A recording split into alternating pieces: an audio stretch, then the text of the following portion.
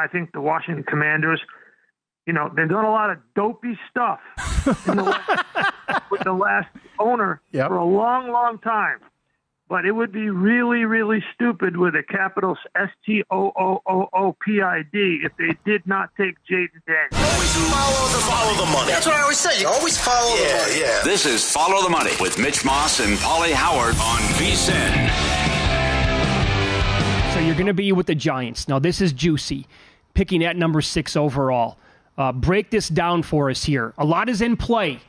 How interested are they in either taking a quarterback at 6 or even moving up a little bit higher than that to get the kid that they want? Well, they are definitely in conversations with the Patriots and with the Cardinals to move up to get a quarterback. The Patriots want a king's ransom, and so far they haven't been bowled over by anybody to move out of 3, but they are still definitely in play. If I'm the Patriots, and if I'm Elliott Wolf, if I'm Gerard Mayo, I just basically hold everybody's feet to the fire and say, I'm happy to sit there at 3 and take Drake May, because I think, without a doubt, Williams goes 1. I think the Washington Commanders, they've done a lot of dopey stuff with the last owner for a long, long time. But it would be really, really stupid with a capital STOOOPID if they did not take Jaden Daniels. Uh-huh. Yeah? Okay, so they got to take Jaden Daniels at 2.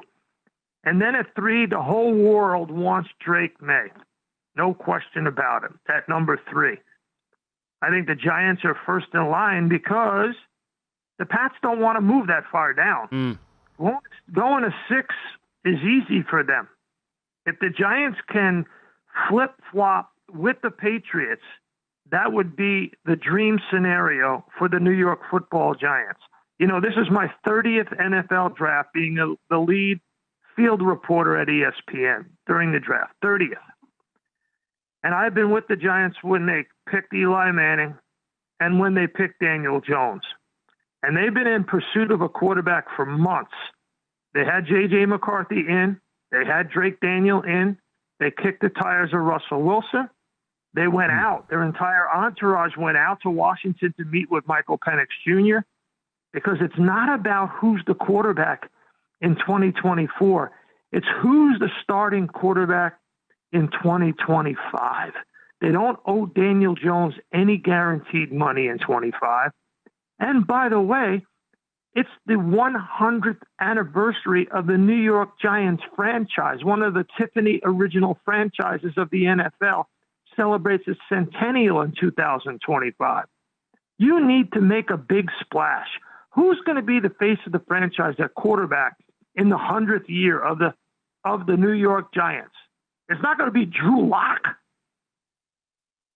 Absolutely. The writing's on the wall. This is it for Danny Dimes. No doubt about it. What if the Giants then can't get a deal done with New England and they trade with Arizona? What happens to Harrison? How far could he fall then if that happens? And then could Minnesota maybe still get McCarthy at 11, or could they make a trade with Atlanta at 8? How do you see all that playing out? All right, let's say if Drake.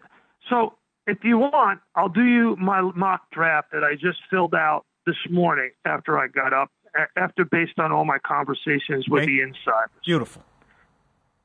I got Williams 1, Jaden Daniels 2. I think the Patriots are going to stick. They're going to stay. They don't want to overplay their hand. I think they're going to stay and take Drake May. That's going to be the mantra at Gillette Stadium. Let's stay and take Drake May.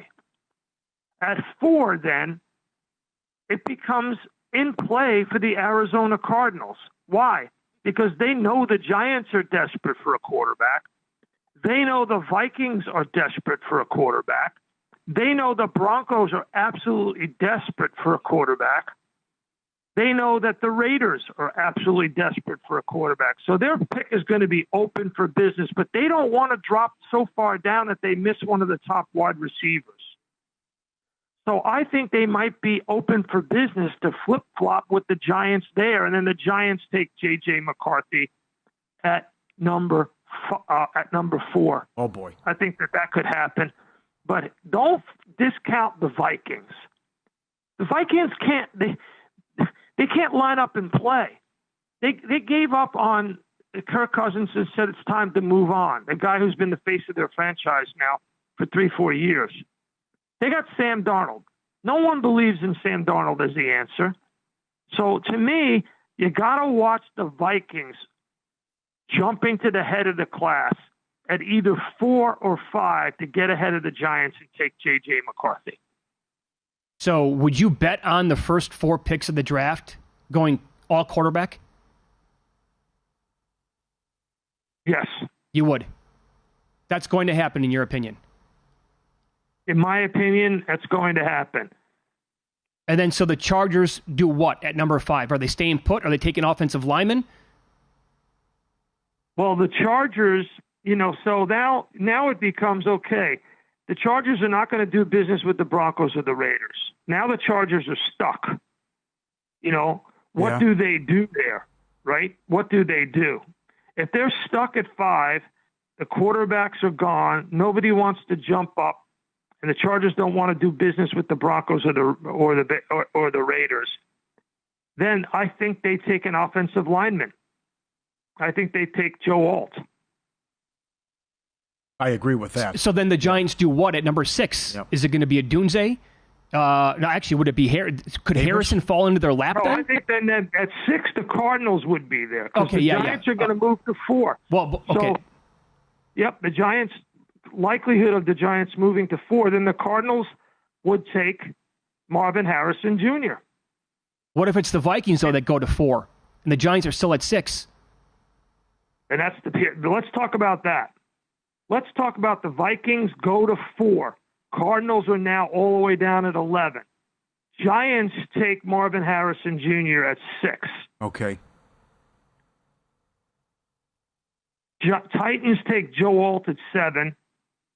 Falcons, I think the Falcons are then open for business with either the Broncos or the Raiders. And the Bears are open for business with the Broncos or the Raiders. The Broncos and the Raiders are now thinking, okay, who's going to get a quarterback, Bo Nix or Michael Penix Jr., or do I wait and sit? Because right now they're at 12 and 13. So they're playing footsie with one another. And the Raiders could go up and say, hey, I don't know why the Broncos keep putting out the word to everybody that they've done all kinds of work on Bo Nix. Mm-hmm. What if the Raiders are interested in Bo Nix? Are the Broncos trying to get the Raiders to move up to take Bo Nix? I don't know. That's an interesting thing. There's a lot of really good, interesting behind-the-scenes stuff going on. The Jets at 10, I know everybody says Brock Bowers. I know Brock Bowers would be great as a tight end. But the Jets have really 2 old offensive linemen, and they've had a real bad problems with offensive linemen over the years. And if anybody wants any kind of a refresher course on what happened to Aaron Rodgers, he was bum rushed by Leonard Floyd, blew out his Achilles 4 snaps into the season. To me, you got to take an offensive lineman. Joe Douglas has always done that at 10. Fashanu of Penn State, to me, would be the right pick. Wow, there's a lot there. A ton there. Great info. So and we have like a minute left. We'll bring you back for another segment, Sal. You're absolutely convinced the way it sounds that we're getting at least 5, maybe 6 quarterbacks in the first round. I agree with Mike Lombardi. Okay. I totally agree with Mike Lombardi, my buddy from Ocean City, New Jersey. I totally agree. Listen, remember this important number. Last year, there were 66 different starting quarterbacks in the NFL. The year before, there were 68. That's 134 permutations at the most important position in the most important sport in America. Teams are desperate for quarterbacks. Yeah. Well said. The team that you're most familiar with, the Philadelphia Eagles, they have, they've been active, very active on previous draft nights with Howie Roseman running the show here. Are they going to be active again, meaning a possible trade here in the first round? Like, who are they targeting? What position do they want to fill the most, do you think, Sal, with their first round pick? Other than Bill Belichick, who's graduated to the Pat McAfee show, Howie Roseman has made the most draft day trades in the last 20 years. The most. Howie Roseman's going to make some trades. It's tough to get up from 22 to where you want to go to take one of the top cornerbacks. 22 is a long way down for somebody to go. And the Eagles don't have that much draft capital to invest in a corner. Also, the Eagles are the only team since 2002 that have not drafted a corner or a safety in the first round. The only NFL team. The only NFL team. They never do it. They always invest in offensive or defensive lines in the first round. That's what the philosophy is. That's what built that Super Bowl championship Philly special in 2017. And I sent you the ESPN research of first-round hit rate history for NFL draft. The top three. Look at the top three that I sent you. You guys could see that. Center, the hit rate is 92% of getting the second contract. Offensive tackle, 59%. Guard, 50%. Those three positions, all on the offensive line, are the only three positions of the 22 that have a hit rate above 50% or greater. You look at cornerback, which is one of the most drafted positions in the NFL over the last 9 years. The hit rate of getting a second contract is only 38%. And the Eagles just have no history of doing it. But, and here's the big fat but, and you know there's always a but. The Eagles are totally all in. It's Super Bowl or bust. This offseason, they added 17 new players. 17, guys. 17. That's more than any team that made the playoffs last year. And they went out and got the biggest free agent prize, and they paid him a lot of money in Saquon Barkley. And then Roseman gave out $164.8 million in guaranteed money to existing roster players, more than any team in the NFL. Don't tell me they're not all in. They're all in. Sure they are. So does that mean then, if they're all in, the cornerback tomorrow night that they would target in the first round would help them win the most this upcoming year? Yeah, so if you're going to go up, if you're going to do something that breaks with your philosophy, which is something that they've done already this offseason, you got to go big or go home, right? You got to go big or you got to go home. So the guy that you have to go after is the cornerback from Alabama, Terry and Arnold. They need somebody who's big and strong, who can play press coverage in Vic Fangio's defense, and who can, flip those hips and run with wide receivers. CeeDee Lamb, whoever the Giants may wind up taking, blah, blah, blah. And be a willing tackler. You have to be a willing tackler in Vic Fangio's defense from the cornerback position. And they're old. Slay and Bradbury at corner. They need a corner. They are Super Bowl or bust. So that's why I think they're going to try very, very hard to take a corner in the first round. Excellent. Follow the money. Paulie and Mitch VSiN, the Sports Betting Network. Vito's son, Sal Paolantonio, our guest on the Progressive Guest Line. Rest assured we'll have cannoli next time you're in studio. We won't let you down. Our team's going to wait. How many wide receivers go then in the first round? Are there so many good wide receivers that teams will sit back and wait and take some guys in the second round? Or could we see 7 guys go in the first round? Got to get quarterbacks, got to get wide receivers. Why? Points scored in the NFL has been going down for the last 4 years to the point where last year points scored per game, this is important for the over-under, points scored per game was 43.5 last year per game. That was the lowest in the last 4 years. The lack of explosive plays, the lack of speed on offense, the turnover at the quarterback position, the turnover at the offensive coordinator position. You need speed. You need instant offense in the NFL right now, wherever you can get it. So that's why I think you'll see Ladd McConkey. He'll go in the first round. You'll see Brian Thomas Jr. He'll go in the first round. Odunze, obviously, and the other top wide receivers. But if I'm anybody on this board, it's Xavier Worthy, who ran a 4.21 wide receiver out of Texas who has good hands and is young and fast and tough out of Texas. I mean, there's not too many Texas wide receivers who played in the NFL. This is a guy who could. I'd slide up there and get him. Maybe I'm the Chiefs. Maybe I'm the Chiefs and take him at 32 because Andy Reid loves speed. Speed does not discriminate. Uh-huh. What's the juiciest, most best rumor you've heard so far? Vikings going all the way up to get a quarterback in J.J. McCarthy. And that would be number 3? I don't think J.J. McCarthy gets past 5. 5. Okay, I there it is. Don't. Yeah. I just do not. Okay. You know why? Because, listen, Jim Harbaugh has something invested in J.J. McCarthy, his legacy. He's already talked about him being the number 1 quarterback on the board.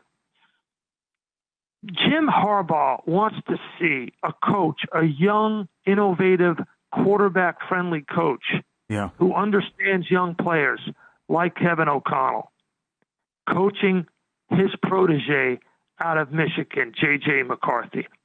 So if I'm Jim Harbaugh at 5 and McCarthy's sitting there, and I still have a chance to take a top player, but I know I can help J.J. McCarthy out. I know I can get a haul from the Vikings, even though going from 5 to 11 is a lot. But I can get a haul out of the Vikings. I trade with the Vikings, let the Vikings take McCarthy before the Giants, and then move down to 11, get a bunch of picks, and then get some offensive linemen and really rebuild around Justin Herbert. Well, there's been a lot of talk in the last 24 hours about the Chargers maybe taking a quarterback. How crazy is that in your opinion? Crazy. Yeah. They're not going to part ways with Herbert, are they? No. Okay. Good. What do you think the Cowboys do? You know, in the first round, the Dallas Cowboys have to pick an offensive lineman. They absolutely do. To me, that's the number one thing. Now, could I see them moving down out of 24? Yes, I could. Everything that they have done in this offseason has suggested they are conservative right now. Moving down, getting extra picks. I'll tell you one guy I don't want the Cowboys to get is Xavier Worthy if they do move down. Well, that's the team that really came into my head when you were talking about him. And if you watch the draft special of the NFL Matchup Show, which is on ESPN Plus right now, Darius Butler, my partner, does a great big breakdown of Xavier Worthy. And then if you watch the show, he gives you a little bit of insight where he thinks he's going to go. It's really good. And he says to me, I said, where do you think they're going to go with Xavier Worthy? And he says, I think Dallas is going to take him. And I look at him and say, I got to work with you all year long. This is not a good start. Very good. Excellent. A-plus appearance. 30 seconds left. What was the best show you saw in Vegas when you were here for the Super Bowl? Oh, you know what? I met Paul McCartney. I had my picture taken with him. I've always been a tremendous. I'll send you the picture. I've always been a tremendous fan of the Beatles' music. I've read every possible book about them. Uh-huh. It was my 4th time seeing the Love Show at the Mirage. Good. How good is that show? Oh, it's too bad. It was awesome. I've taken my daughter, one of my closest friends, and I took my wife Lynn to see it, and it is so good.